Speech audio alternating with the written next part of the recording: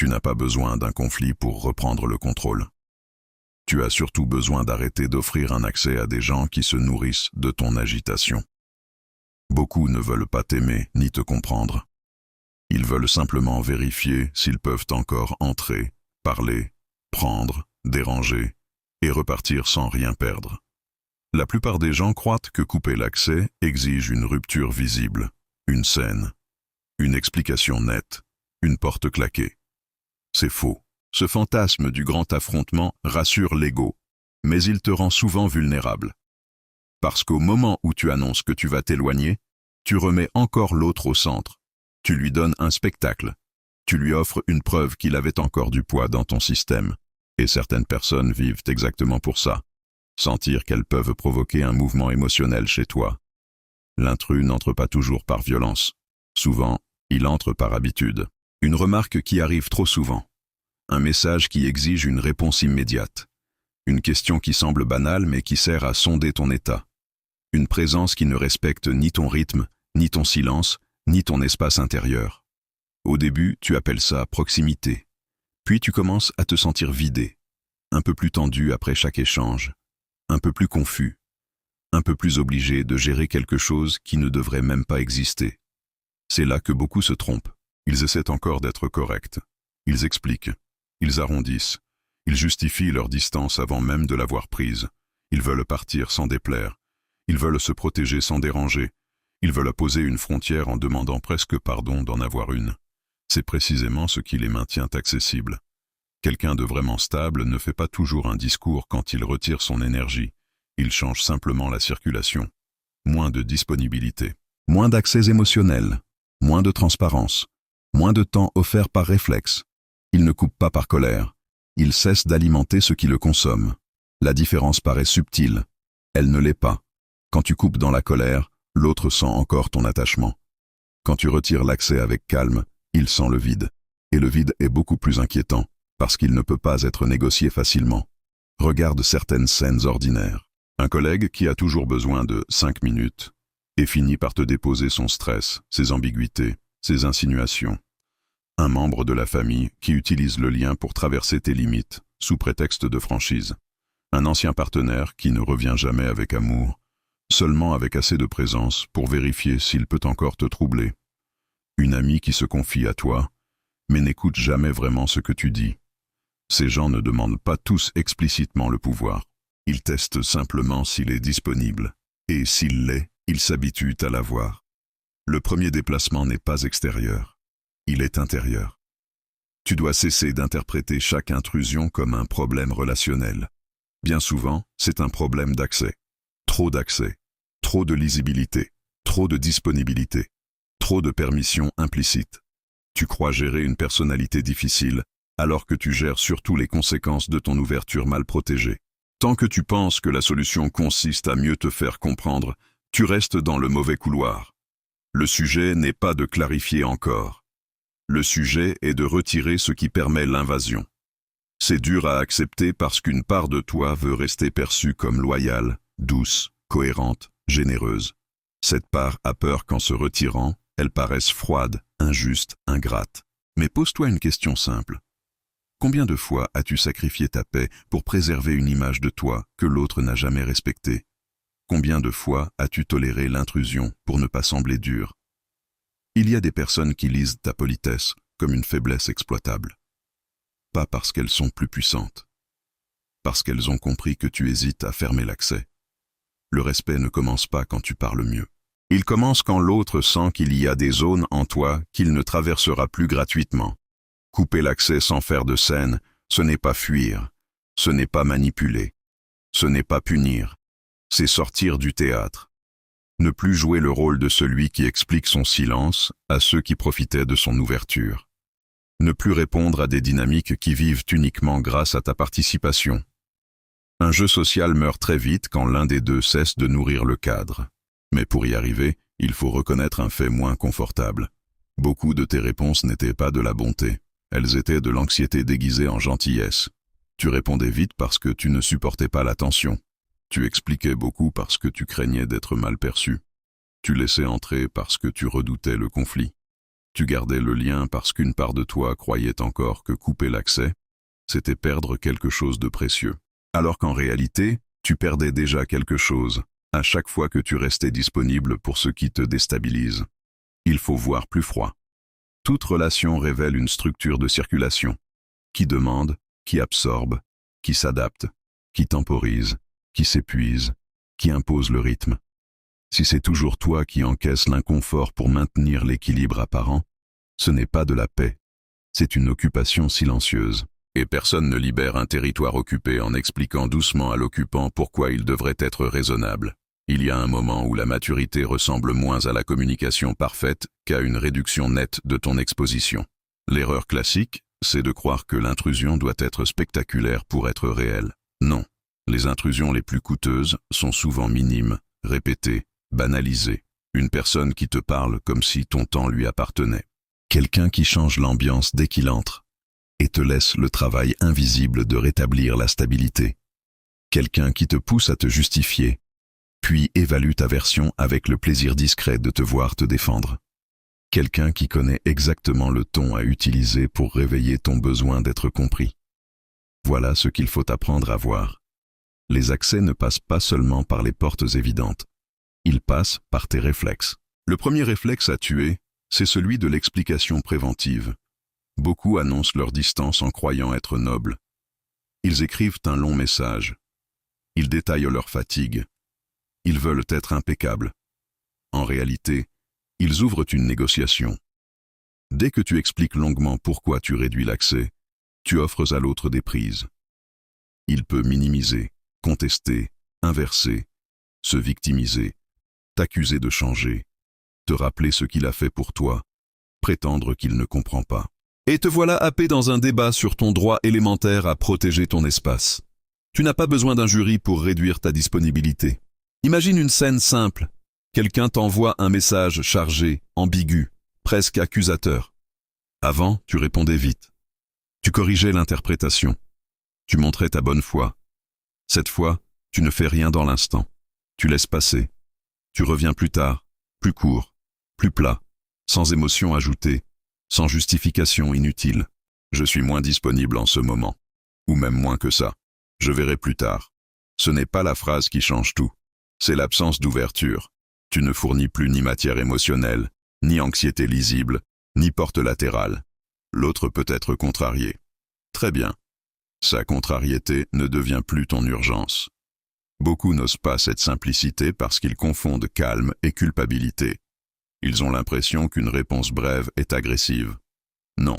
Ce qui te donne cette sensation, c'est ton ancienne dépendance à la validation. Tu as été entraîné à croire que pour être une bonne personne, il fallait rassurer tout le monde pendant que tu t'effaçais. Or, une frontière stable n'est pas une attaque. C'est une structure. Les gens qui vivent sur l'accès libre la ressentiront comme une violence, parce qu'ils perdent un privilège qu'ils avaient normalisé. C'est leur lecture. Pas ta faute. Deuxième réflexe à casser. Répondre au test au lieu de lire le test. Quand quelqu'un sent que ton énergie lui échappe, il teste souvent. Pas toujours consciemment. Il te provoque légèrement. Il envoie quelque chose d'un peu sec.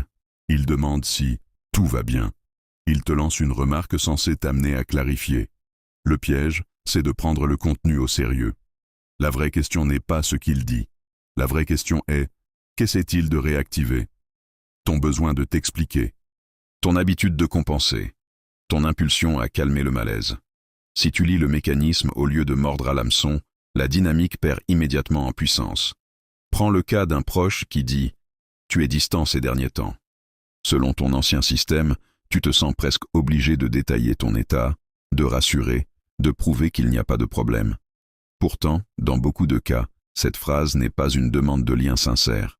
C'est une tentative de réouverture, une vérification de contrôle.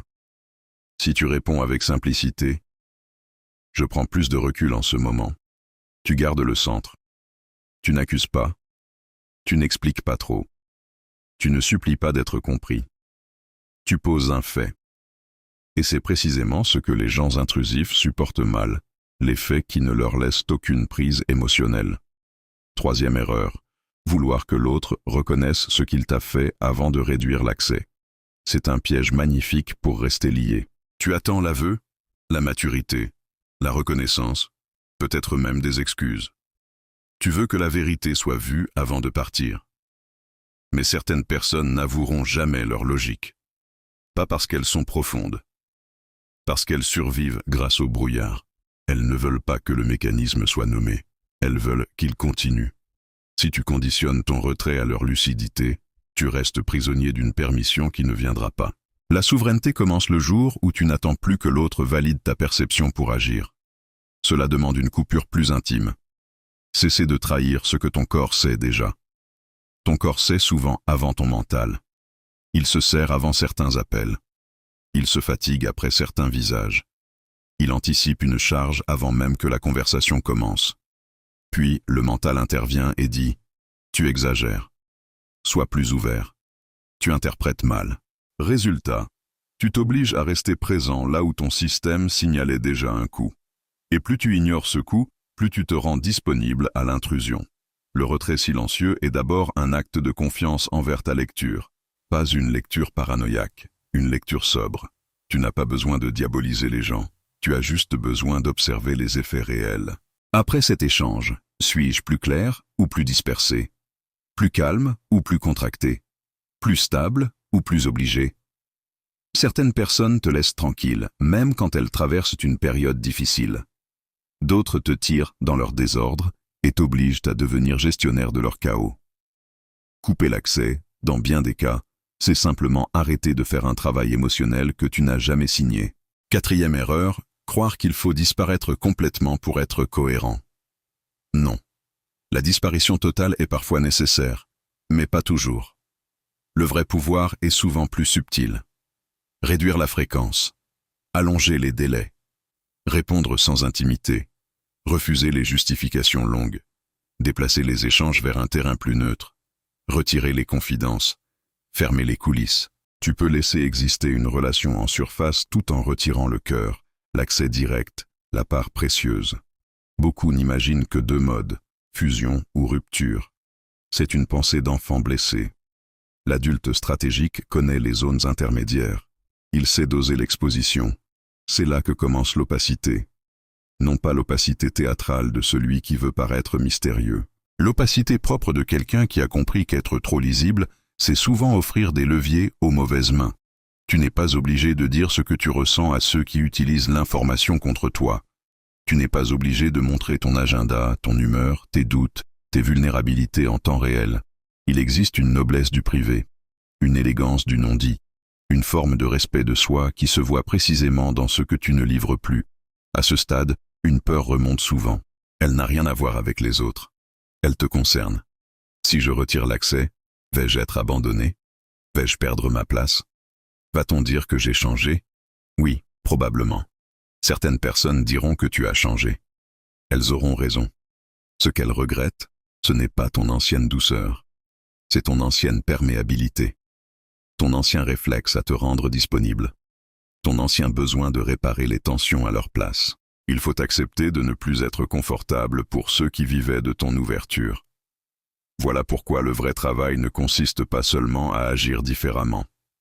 Il consiste à voir la part en toi qui mendiait encore la paix au prix de ton centre. Cette part n'est pas honteuse, elle est ancienne. Peut-être qu'elle a appris très tôt qu'il fallait sentir les ambiances, anticiper les réactions, éviter de déranger, être facile à vivre pour rester en sécurité. Alors plus tard, tu appelles ça diplomatie.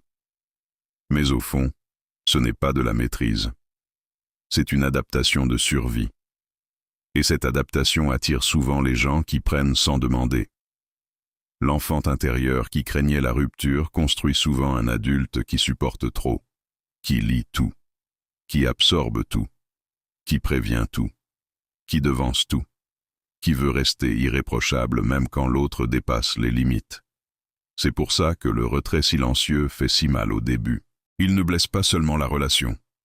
Il blesse l'identité ancienne, celle qui croyait devoir rester accessible pour mériter la paix. Il faut laisser mourir cette identité, pas avec violence, pas avec spectacle, avec fermeté. Tu n'es plus obligé de prouver que tu es gentil. Tu n'es plus obligé de montrer que tu n'as rien contre l'autre. Tu n'es plus obligé de t'épuiser à distinguer, dans chaque situation, ce qui est volontaire, inconscient, maladroit ou non. Ce niveau de précision morale peut devenir une prison. À force de vouloir être juste avec tout le monde, tu deviens injuste envers toi-même. La bonne question n'est pas toujours « Est-ce qu'ils le font exprès ?» La bonne question est souvent « Pourquoi est-ce encore moi qui absorbe le coup ?» Dans une famille, par exemple, il y a souvent une personne qui entre dans ta vie comme si l'histoire commune lui donnait un droit permanent. Elle appelle sans prévenir. Elle questionne tes choix comme si tu lui devais une transparence totale. Elle fait de la franchise un permis d'intrusion. Si tu réagis fort, tu deviens le problème. Si tu expliques trop, tu t'enlises. Le retrait silencieux change la mécanique. Tu réponds plus tard. Tu ne livres plus autant. Tu ne prends plus tout. Tu ne corriges pas chaque sous-entendu. Tu ne te présentes plus disponible à chaque convocation émotionnelle. Et peu à peu, la structure change. Pas parce qu'ils ont compris. Parce que le circuit ne fonctionne plus comme avant. Au travail, c'est encore plus visible. Il y a toujours quelqu'un qui teste la place. Une remarque devant les autres. Un ton. Une petite tentative pour te faire sortir de toi. Ceux qui n'ont que la réaction comme arme tombent dans le piège. Ils se défendent trop vite, trop fort, trop longtemps. Celui qui maîtrise le cadre fait autre chose. Il choisit le moment. Il garde la ligne. Il répond peu, parfois pas du tout. Il ne laisse pas l'autre écrire le tempo. Ce n'est pas de la passivité. C'est une souveraineté du rythme. Et le rythme, en interaction, c'est déjà du pouvoir. Comprends bien ceci. Couper l'accès sans faire de scène n'est pas un simple comportement social. C'est un changement de rapport à toi-même. Tant que tu as besoin que l'autre voie ta valeur, ta bonne intention, ta vérité, ta profondeur, tu resteras fragile. Le pouvoir silencieux commence quand tu n'as plus besoin que l'autre comprenne pour te respecter toi-même. Il peut mal lire, il peut parler, il peut t'interpréter. Tu continues. Cette stabilité a quelque chose de dérangeant pour les profils envahissants. Parce qu'ils savent jouer sur la réactivité, pas sur la densité. Ils savent tirer des fils émotionnels. Ils savent réveiller la culpabilité, la confusion, l'urgence. Mais face à quelqu'un qui retire l'accès sans drame, leur savoir-faire perd de l'efficacité. Ils ne peuvent pas accuser une explosion, ils ne peuvent pas exploiter une confession, ils ne peuvent pas négocier un vide calme. Alors ils se fatiguent, ou ils se dévoilent. Dans les deux cas, tu vois mieux. Un autre point est essentiel. Le silence n'a de valeur que s'il est soutenu intérieurement.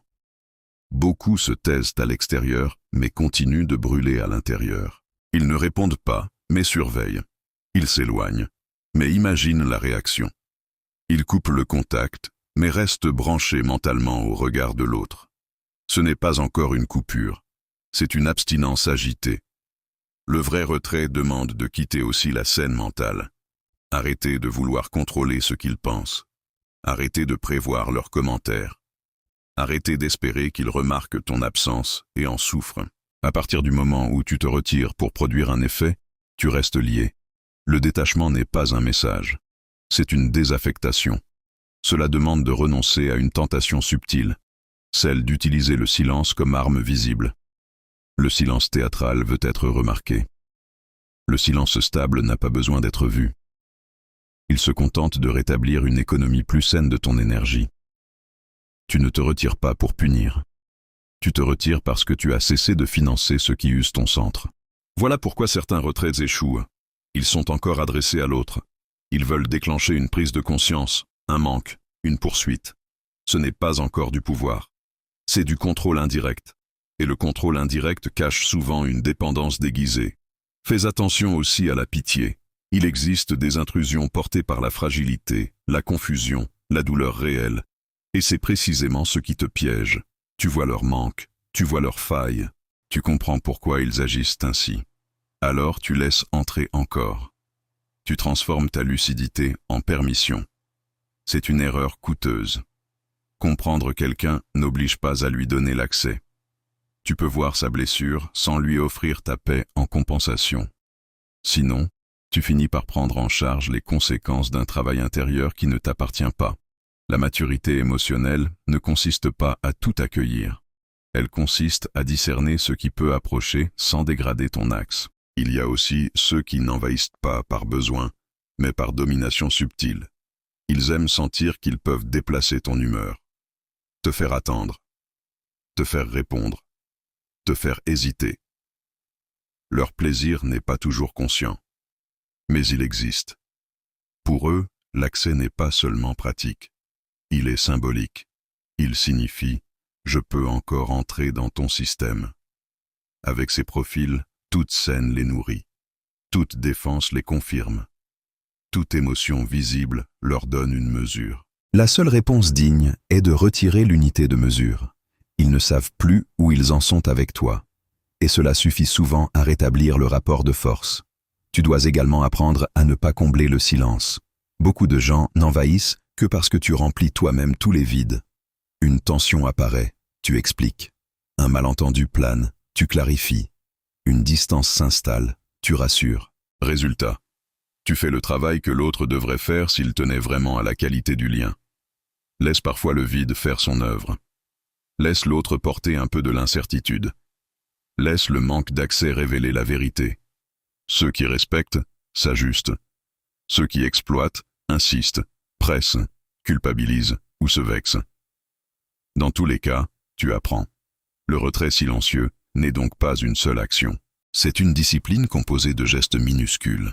Répondre moins vite, dire moins, montrer moins, justifier moins, offrir moins de coulisses, sortir plutôt des échanges, ne plus corriger certaines perceptions, ne plus te rendre disponible dès qu'on frappe, ne plus transformer chaque demande en priorité. Ce ne sont pas de petits détails. Ce sont des reconfigurations de pouvoir. Les gens sentent très bien quand l'accès change. Ils ne savent pas toujours le nommer, mais ils le sentent. Et c'est là que ton calme devient une frontière. À un moment, il faut même aller plus loin. Cesser de croire que ton rôle est d'être une porte bien tenue. Tu n'es pas une porte, tu es un espace souverain. Une porte suppose que quelqu'un finit toujours par entrer, s'il frappe de la bonne manière. La souveraineté, elle, suppose autre chose. Certains n'ont simplement plus de juridiction chez toi. Leur humeur n'a plus priorité. Leur demande n'a plus accès direct. Leur opinion sur ton retrait n'a plus de poids décisif. C'est un basculement profond. Tant que tu te vois comme quelqu'un qui doit gérer l'accès des autres, tu restes dans la réaction. Quand tu te vois comme le gardien d'un territoire intérieur non négociable, tu changes de stature. À partir de là, le monde social se lie différemment. Tu remarques plus vite les tests. Tu sens plutôt les dynamiques d'occupation. Tu repères les gens qui cherchent moins le lien que la perméabilité.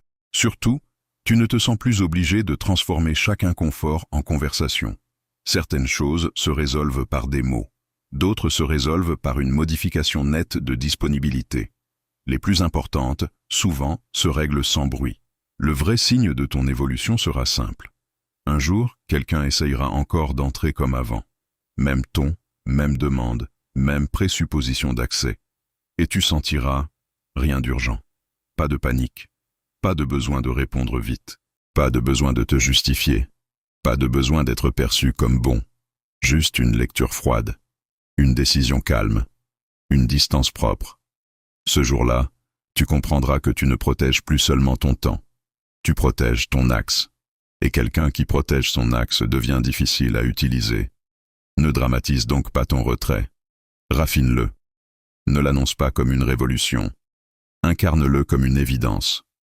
Le pouvoir le plus redouté n'est pas celui qui menace. C'est celui qui n'offre plus l'accès qui rendait l'emprise possible. Les gens peuvent tolérer ton discours. Ils tolèrent beaucoup moins la fermeture calme de ce qu'ils considéraient comme acquis. La prochaine fois qu'une présence entre chez toi sans permission, dans ton esprit, dans ton rythme, dans ton espace, ne fais pas un procès. Ne cherche pas la formule parfaite.